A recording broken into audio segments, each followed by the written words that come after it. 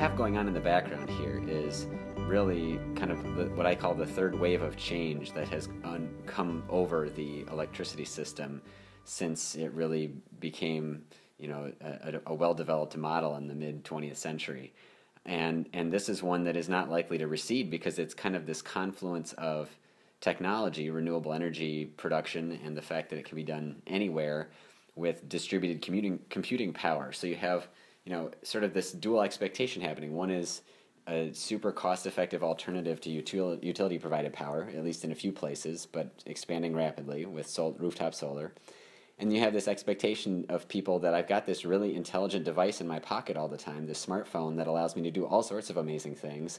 And why shouldn't I be able to manage my energy use with this thing and become much more of my own energy manager? And maybe I'm not really interested in, doing that all the time, but, shouldn't it be able to be made really easy for me to have some control over this thing that I have not been able to have a lot of control over? And so, what you have going on then is this problem where the utility business was set up as a one-way, top-down, centralized, monopoly-controlled system, and you now have a widely distributed, decentralized technology of energy production and management, and the two are pretty incompatible. And so you have what I like to call the 1.0 business model, which is based on that notion of centralized sort of command and control, and it has to give way to something.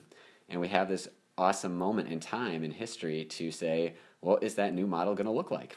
But, what I outline in my report is, I wouldn't say a third way necessarily, but sort of a looking beyond this to the economic opportunity, which is to say, we have $364 billion a year that we spend on electricity, and the distributed, decentralized technology we have and the smartphones and everything else are giving us a chance to really control where those dollars go for the first time in the history of the electricity system.